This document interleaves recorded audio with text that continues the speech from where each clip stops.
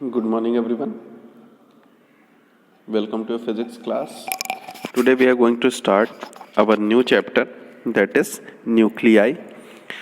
Just because majority of the topics related to this chapters are removed from the syllabus for this session, so we are going to study only that topics which were added in the new updated syllabus. All right.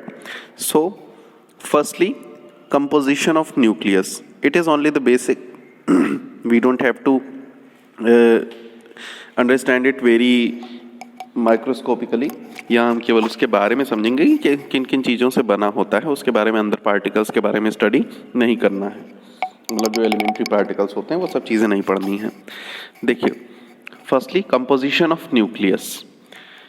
C Chadwick actually, ये आपको हो सकता है पहले पता हो chemistry में कि चैडविक ने न्यूट्रॉन्स के बारे में बताया, डिस्कवरी की न्यूट्रॉन्स की, कि एक पार्टिकल होता है न्यूक्लियस में एक तरह का, जिसको उन्होंने नाम दिया न्यूट्रॉन. न्यूट्रॉन चार्जलेस पार्टिकल है, ठीक है, लेकिन मासलेस नहीं है. ठीक है, मास उसके पास होता है. ठीक है. So discovery of neutrons by Chadwick led Heisenberg to propose proton-neutron hypothesis in 1932. All right. So, in 1932, according to this hypothesis,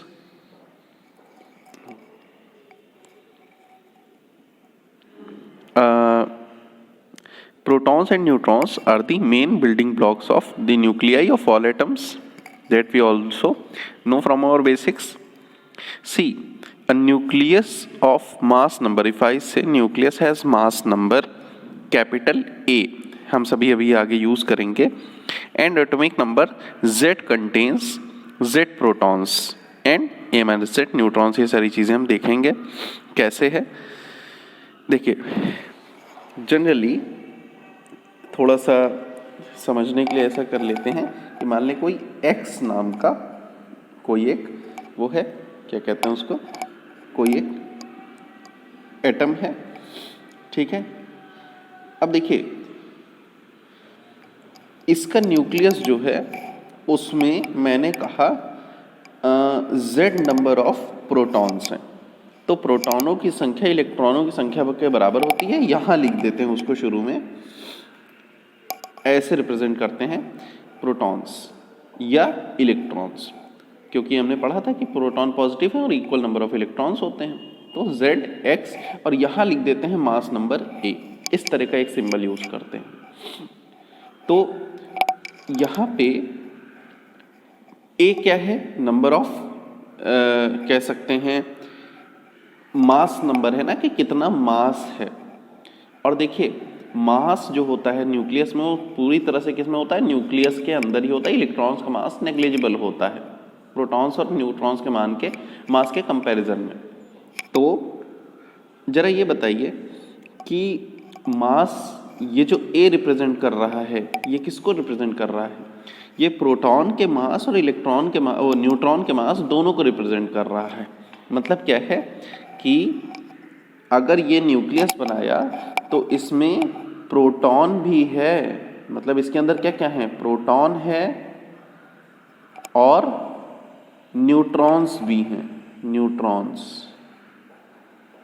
protons के पास भी मास है, न्यूट्रॉन्स के पास भी मास है, लेकिन यहां पे न्यूट्रॉन के पास चार्ज नहीं होता है.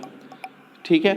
और इसके बाहर जो ऑर्बिट्स होती हैं उसमें क्या होते हैं, इलेक्ट्रॉन्स होते हैं. ऑलमोस्ट सर्कुलर ऑर्बिट्स में इलेक्ट्रॉन होते हैं. अब देखिए, प्रोटॉन्स के बारे में पहले हम पढ़ लेते हैं. इस तरह से रिप्रेजेंट किया जाता है एक किसी एटम के, मतलब सिंबल एक यूज कर सकते हैं जिसके पास Z नंबर ऑफ इलेक्ट्रॉन्स या प्रोटॉन्स हो. प्रोटॉन क्या है, एक फंडामेंटल पार्टिकल है. पहले प्रोटॉन्स के बारे में देख लेते हैं कुछ बेसिक्स. मास वास कितना होता है, इसको कह सकते हैं कि न्यूक्लियस का जो हाइड्रोजन होता है, हाइड्रोजन के न्यूक्लियस में केवल प्रोटॉन होता है, न्यूट्रॉन नहीं होता. तो हम कह सकते हैं कि प्रोटॉन हाइड्रोजन का न्यूक्लियस होता है। क्यों? क्योंकि उसमें न्यूट्रॉन्स नहीं होते, केवल प्रोटॉन होता है। इसका पॉजिटिव चार्ज होगा, चार्ज कितना होता है 1.6 इंटू, देखो एरो है ये, 10⁻⁻19 कूलम। मास कितना होता है इसका प्रोटॉन का, ये होता है 1.6726 इंटू 10⁻⁻27 किलोग्राम। याद रखिएगा, बहुत पूछा जाता है कि कितना अंतर होता है लगभग। अभी हम देखेंगे एक और चीज़। तो इसका जो एक, चूंकि ये प्रोटॉन पार्टिकल है, एलिमेंट मतलब फंडामेंटल पार्टिकल है, और ये सभी लगातार यहाँ पे एंगुलर मूवमेंट मतलब एंगुलर मोशन भी हो रहा है, प्रोटॉन्स में लगातार होता रहता है। इसका जो इंट्रिंसिक एंगुलर मोमेंटम होता है या फिर स्पिन एंगुलर मोमेंटम होता है, स्पिन, ये लगातार अपनी जगह पे स्पिन करते रहते हैं, एक बार एक दिशा में, एक बार दूसरे दिशा में, इस तरह से लगातार। तो इंट्रिंसिक स्पिन, एंगुलर मोमेंटम,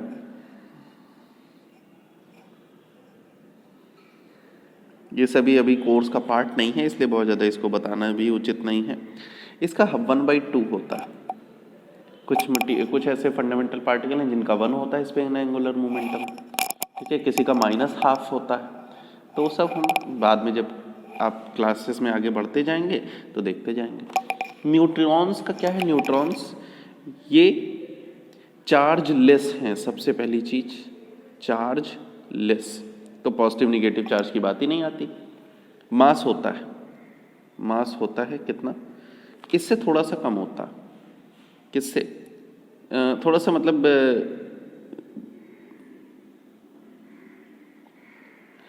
1.6749, यानी प्रोटॉन से थोड़ा सा ज़्यादा मैसिव होता है, 10⁻⁻27 किलोग्राम, यानी न्यूट्रॉन थोड़ा सा मैसिव ज़्यादा है, इसलिए 2 डिजिट तक लिखा गया है, 6726 6749, ठीक है। अब देखिए इसका भी, चूंकि इसका बाकी बिहेवियर प्रोटॉन जैसा ही है, तो इसका भी स्पिन एंगुलर मोमेंटम कितना होगा, हाफ ही होगा, +½ ही होगा। स्पिन एंगुलर मोमेंटम +½ ही होगा, ठीक है। देखिए ये इसकी सबसे पहले आपने क्या देखा कि न्यूट्रल है ना, चार्ज नहीं है, लेकिन इसमें मैग्नेटिक मूवमेंट होता है। जब आप आगे पढ़ेंगे तो जानेंगे कि मैग्नेटिक मूवमेंट क्या है और कैसे, यहाँ पे क्यों न्यूट्रॉन्स में मैग्नेटिक मूवमेंट होता है पर होता है, ठीक है। तो ये सब कुछ बेसिक चीज़ें हैं जो जानना जरूरी है कि मास कितना है, किसका थोड़ा सा ज़्यादा होता है, किसका कम होता है। एक चीज़ मुझे और लिखना चाहिए इलेक्ट्रॉन के बारे में। Electron, it has charge is equals to -1.6 into 10⁻⁻19 coulomb, but mass 9.1 into 10⁻⁻31 kilogram. -31, 1000 गुना, मतलब 10,000 गुना छोटा मास तो ऐसा ही दिख रहा है ना, 10⁻31 किलोग्राम, 10⁻27, ठीक है। ये जो है, ये जो मास होता है प्रोटॉन का, ये इलेक्ट्रॉन के मास का 1000 गुना, मतलब 1000 से थोड़ा सा ज़्यादा। इट इज 1/1826 टाइम्स, नहीं उसको उल्टा लिखना चाहिए था, वो छोटा है ना, ये 1836 टाइम्स प्रोटॉन का मास टाइम्स इलेक्ट्रॉन के मास का होता है, 1836 गुना होता है, times the rest mass of electron. Rest mass of electron मतलब क्या है कि ये इतना ज़्यादा गुना मैसिव है इलेक्ट्रॉन के कंपैरिजन में, इसीलिए न्यूक्लियस के मास को केवल प्रोटॉन का मास कह देते हैं। तो ये कुछ बेसिक जानकारी थी। देखिए यहाँ पे हम किन किन चीज़ों को रिप्रेजेंट कर रहे हैं। Number of protons in an atom Z से रिप्रेजेंट किया, प्रोटॉन की संख्या इलेक्ट्रॉन की संख्या होती है तो ये भी Z से रिप्रेजेंट किया। जब हम कोई लिखते हैं ZXA तो ऐसे केस में प्रोटॉन और इलेक्ट्रॉन की संख्या इधर लिखते हैं। A क्या है, अब देखो A को मैंने वहां क्या कहा था पीछे, मास नंबर, यहाँ क्या है, न्यूक्लियॉन्स। तो ये जो न्यूक्लियॉन है ये किन किन से मिलके बना है, किन किन से मिलके बना है, प्रोटॉन से और न्यूट्रॉन से, दोनों को कंबाइन करके क्या कहा जाता है, nucleon. Number of neutrons in an atom क्या होते हैं, देखो न्यूट्रॉन को निकालने का तरीका होता है मास नंबर में से एटॉमिक नंबर को घटा दो, mass number minus atomic number, तो n से रिप्रेजेंट करते हैं, ये होते हैं न्यूक्लियॉन। और इसीलिए न्यूट्रॉन, इसीलिए जब मैंने हाइड्रोजन के बारे में कहा कि उसमें न्यूट्रॉन्स नहीं होते, हाइड्रोजन के लिए लिखो, हाइड्रोजन एटम 1H1, तो इसमें न्यूट्रॉन्स कितने हो जाएंगे, 1 - 1 कितने, 0, न्यूट्रॉन्स नहीं होते। ठीक है, चलो नेक्स्ट देखते हैं। अब कुछ बेसिक टूल्स हैं जो यूज़ करते हैं हम लोग इसमें। एक यूनिट है atomic mass unit. Atomic mass unit आपने सुना होगा, 1 atomic mass unit is defined as 1/12 of the actual mass of carbon 12 atom. Carbon 12 atom का 1/12, कार्बन 12 एटम के मास का 1/12 होता है एटॉमिक मास यूनिट, डिफाइन किया गया है उसको। ठीक है, अब देखिए कार्बन 12 एटम का मास किलोग्राम में अगर हम रिप्रेजेंट करें तो कितना होता है, 1 AMU equals to mass of carbon 12 atom in kilogram, 1.99 into 10⁻, 9926 वैसे तो होता है 10⁻⁻26 किलोग्राम होता है। इट इज इक्वल्स टू, मतलब असल में है क्या, कार्बन 12 एटम के जो मास है उसको 12 AMU कह दिया गया है, कार्बन 12 एटम के मास को 12 AMU कह दिया है। तो कार्बन 12 एटम के 1/12 को क्या कहेंगे, 1 AMU। तो कार्बन 12 एटम का जो मास होता है वो इतना होता है, डिवाइड कर दो तो 1 AMU का मतलब हो जाएगा 1.66, जब इसको हम डिवाइड करते हैं इंटू 10⁻⁻27 किलोग्राम। जरा ध्यान से देखिए, कुछ आपको याद आ रहा होगा कि ये लगभग प्रोटॉन के मास के करीब पहुंच जाता है। ठीक है ना, अब देखिए प्रोटॉन के मास के लगभग करीब है। अगर हम इसको प्रोटॉन का मास लिखें, अगर इससे कंपेयर करके प्रोटॉन के मास को 1 AMU में लिखें तो पाते हैं कि प्रोटॉन का मास 1.0073 AMU होता है।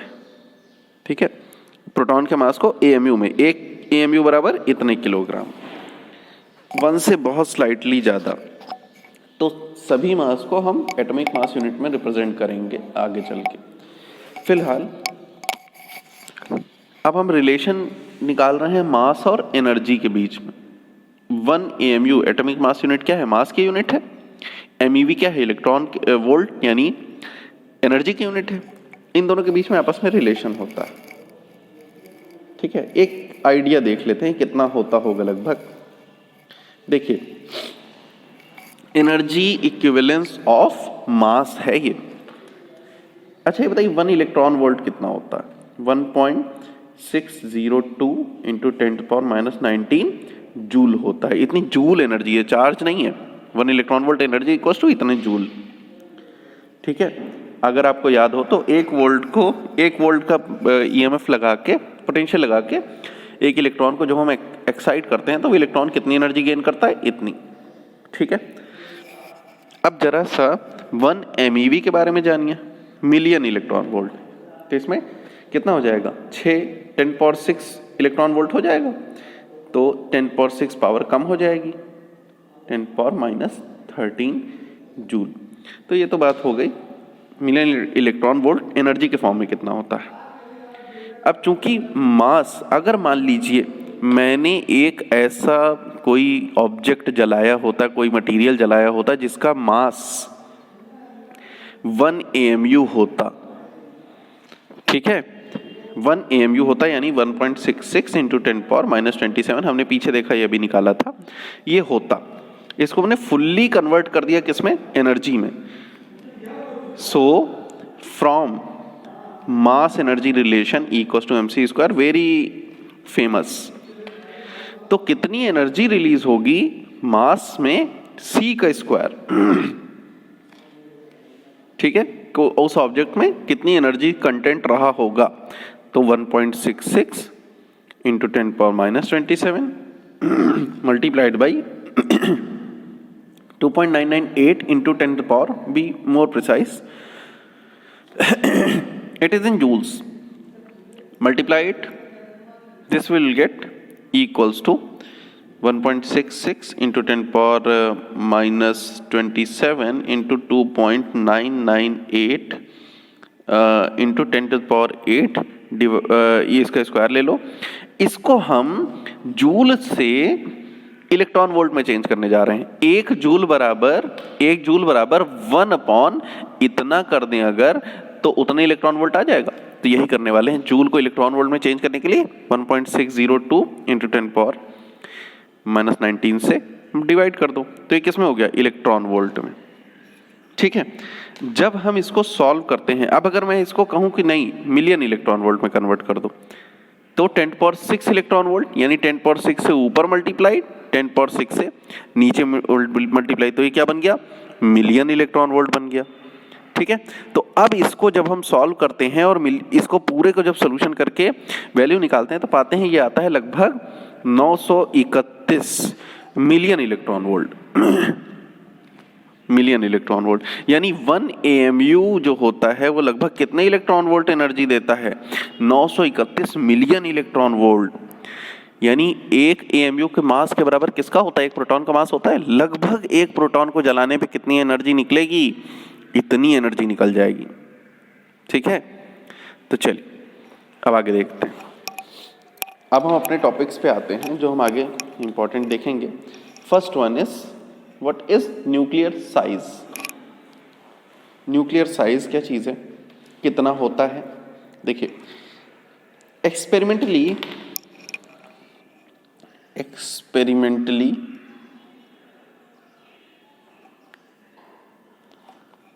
it is observed that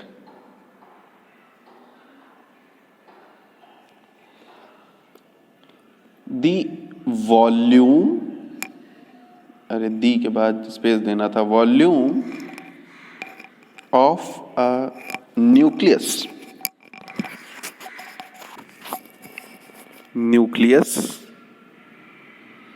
यानी एक न्यूक्लियस के वॉल्यूम की बात हो रही है, ना कि एटम के। Nucleus is directly proportional to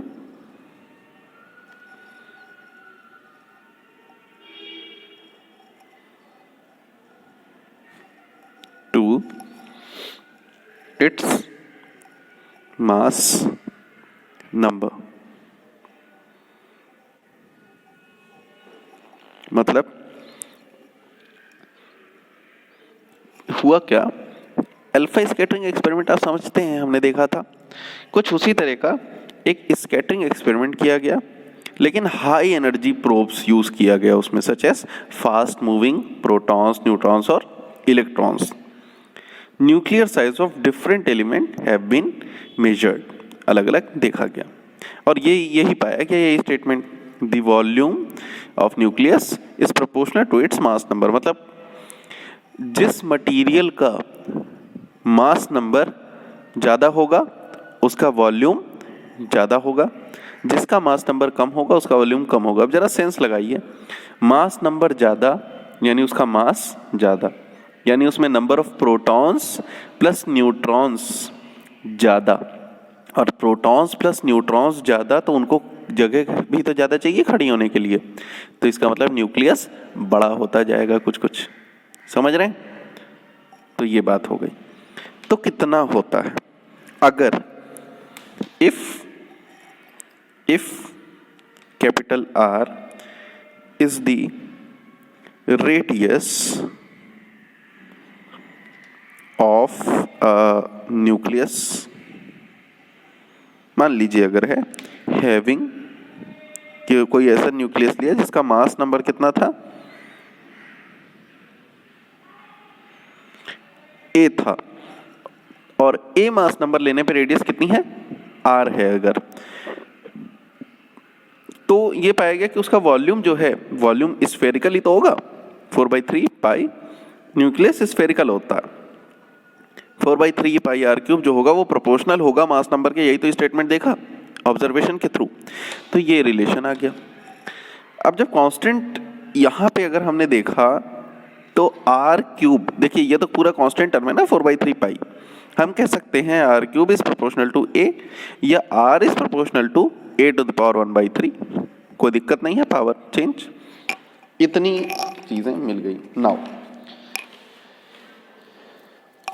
हम कह सकते हैं radius R is proportional to cube root of A, है ना।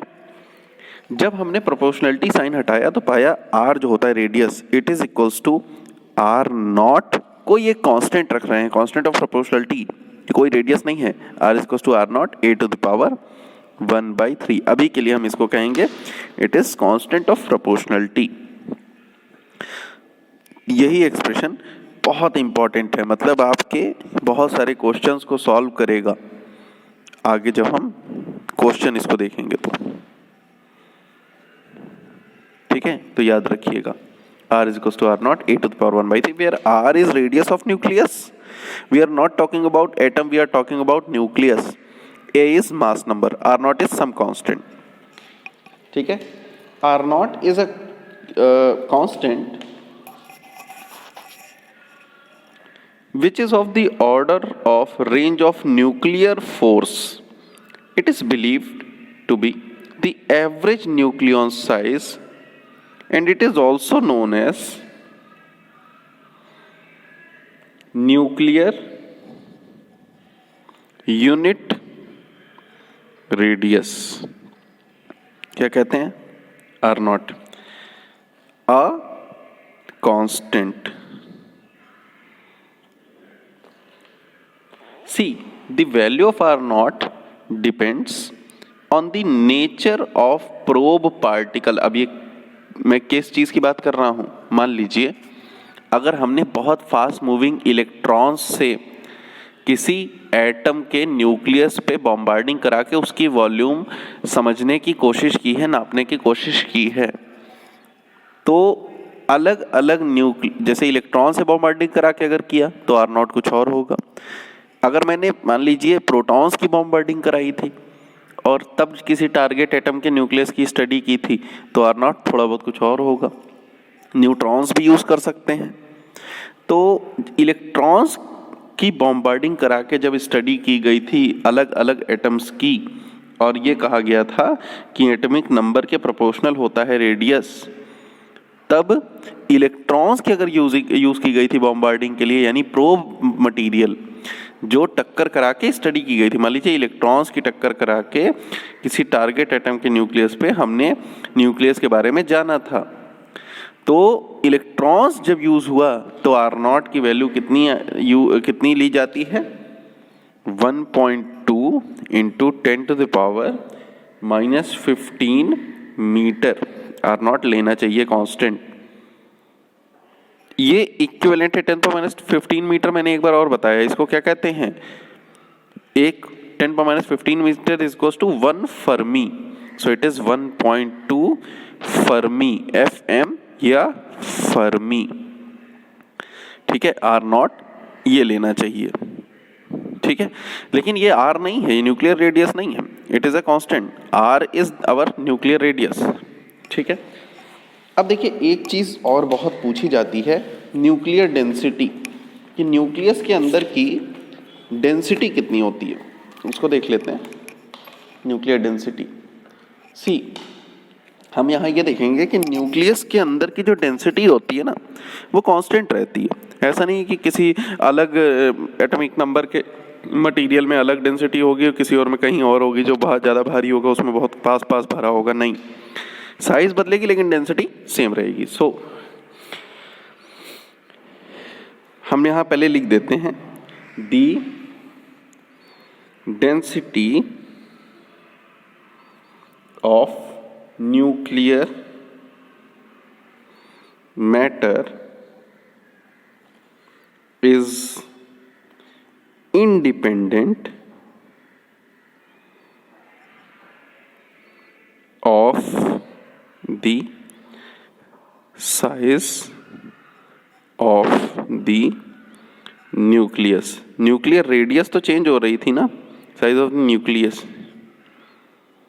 न्यूक्लियर रेडियस चेंज हो रही थी ना, क्यों? एटॉमिक नंबर बढ़ने पे ज़्यादा ज़्यादा प्रोटॉन्स और न्यूट्रॉन्स रखे जाएंगे, लेकिन उनके बीच की दूरी नियत रहने वाली है, इस कारण से डेंसिटी फिक्स हो जाती है।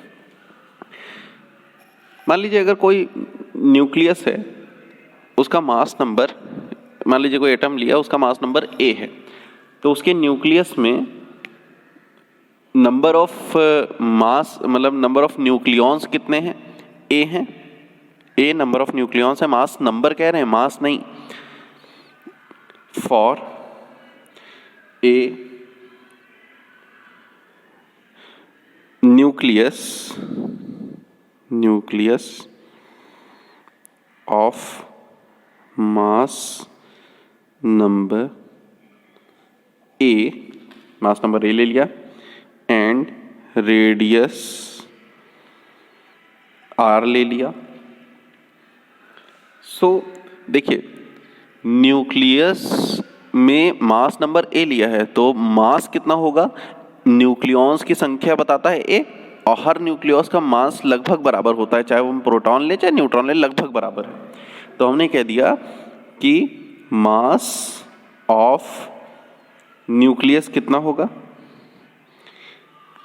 किसी एक न्यूक्लियॉन का mass multiplied by A, M A, लगभग बराबर होता है ना प्रोटॉन और न्यूट्रॉन का मास, थोड़ा सा अंतर 1.6726 1.6749, और दोनों के में पावर होती है 10⁻27 किलोग्राम। तो हमने एक ही ले लिया m, और उसमें नंबर ऑफ कितने हैं प्रोटॉन और न्यूट्रॉन, उससे मल्टीप्लाई कर दिया, तो m इंटू ए हो गया मास।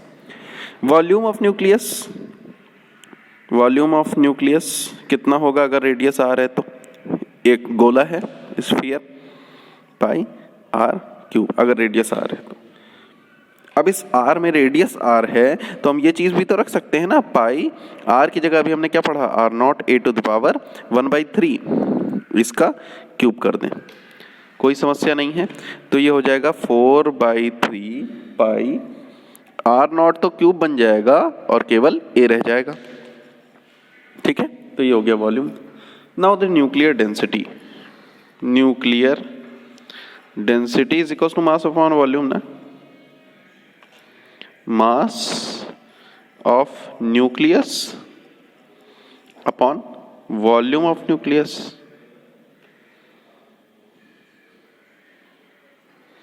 रख दो दोनों वैल्यू, मास कितना देखा? एम ए, वॉल्यूम कितना देखा? 4/3 pi R not cube A. Now this is equals to M A cancel out, 3 ऊपर, it is 3 small m divided by 4 pi R not cube. ठीक है, see here this thing is a constant, constant क्यों? क्योंकि हर चीज constant ही तो है यहाँ पे, m पाई आर नॉट।